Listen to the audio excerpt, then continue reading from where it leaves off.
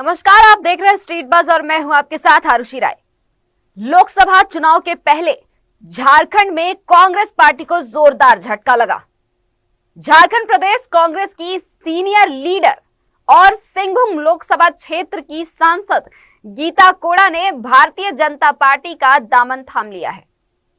कांग्रेस को छोड़कर आज मैंने भारतीय जनता पार्टी की सदस्यता ली है। इसके पीछे जो कारण है सर्वविदित है। जिस तरीके से कांग्रेस ने लगातार देश को गर्त में डाला है, जिस तरह से कांग्रेस तुष्टीकरण की राजनीति करती आई है। एक तरफ तो कहती है कि हम सभी वर्गों को साथ लेके चलेंगे, लेकिन इसके ठीक उलट अगर हम देखें तो किसी को भी साथ लेके नहीं चल रही है, सिर्फ अपना परिवार लेके साथ चल रही है। तो ऐसी परिस्थिति में, क्योंकि हम लोग सार्वजनिक जीवन में हम लोग राजनीति करते हैं और राजनीति का मकसद है जन का सेवा करना, जनता के बीच में रहना। और ऐसे में जहां जनता के हित को दरकिनार किया जा रहा है, पीछे रखा जा रहा है, वैसी पार्टी में बने रहने का कोई औचित्य नहीं था। इसलिए मैंने कांग्रेस को त्याग दिया और भारतीय जनता पार्टी के साथ अब मैं जनता की सेवा करूंगी और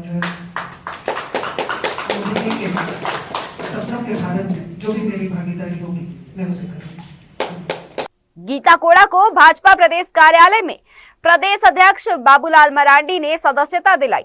गीता कोड़ा का पार्टी में स्वागत करते हुए बाबूलाल मरांडी ने कहा कि आने वाले चुनाव में राजमहल और चाईबासा की सीट बीजेपी के झोली में होगी। यानी प्रदेश में जिनकी सरकार हुआ उस पार्टी को छोड़ करके भारतीय जनता पार्टी में आना, तो स्वाभाविक रूप से हम कह सकते हैं कि आज देश में जो नरेंद्र मोदी जी के नेतृत्व में सरकार चल रही है, उनके कामों की उन्होंने खुद भी प्रशंसा की और उनके कामों के प्रति जो एक झुकाव और उससे आकर्षित होकर के और पार्टी में योगदान करना और फिर पार्टी को मजबूत करने की दिशा में निश्चित रूप से श्रीमती गीता कोड़ा जी के पार्टी में योगदान से कोल्हान प्रमंडल ही नहीं बल्कि संपूर्ण झारखंड प्रदेश में भारतीय जनता पार्टी को एक नई ताकत, एक नई ऊर्जा और जैसे पिछले लोकसभा चुनाव में भारतीय जनता पार्टी या एनडीए गठबंधन 12 सीटें जीते थे, उसमें से जो एक सीट नहीं जीते थे उसमें से एक तो 2 सीट नहीं जीते थे, उसमें एक सीट चाईबासा पश्चिम सिंहभूम भी था और दूसरा राजमहल था।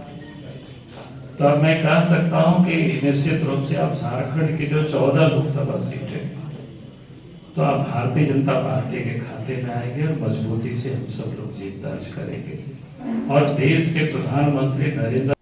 आपको बता दें कि कुछ समय से ये कयास लगाया जा रहा था कि गीता कोड़ा आने वाले समय में कमल पर सवार होंगी।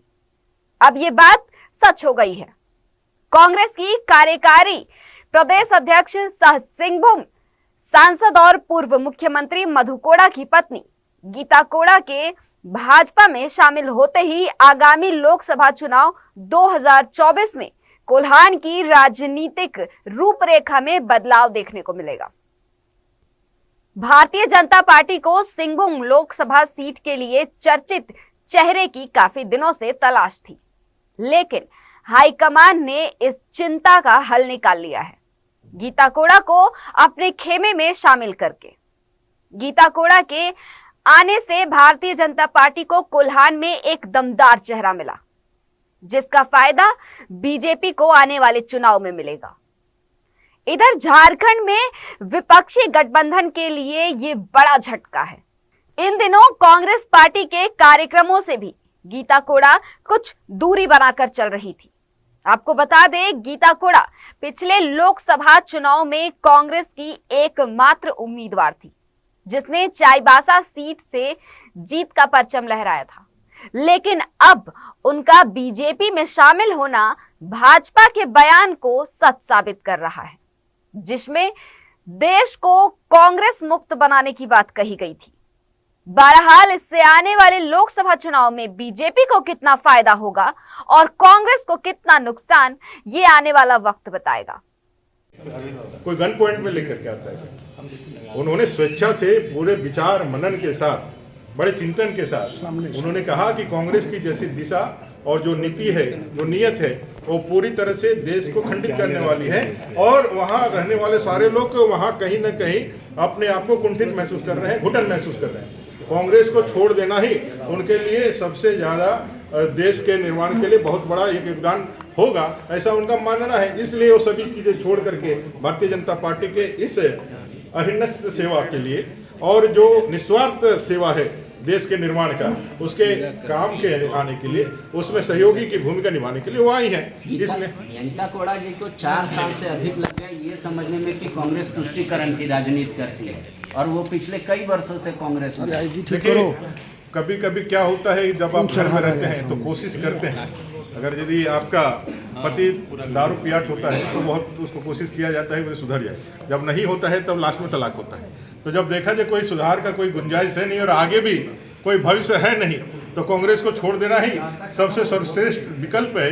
और जो देश के लिए आगे बढ़ने का काम कर रहा है, बढ़ाने का काम कर रहा है, उसके साथ होना ही आज के समय की सबसे वाइज डिसीजन है। आज के समय का सबसे मुझे लगा बुद्धिमत्तापूर्ण निर्णय है जो गीता जी ने लिया है। इस देश के निर्माण में उनकी भूमिका इतिहास हमेशा याद रखेगा और कांग्रेस को सही समय में छोड़ा है, इसके लिए भी उनके बुद्धिमानी का लोग प्रशंसा करेंगे। तब तक के लिए बने रहिएगा स्ट्रीट बस के साथ। नमस्कार।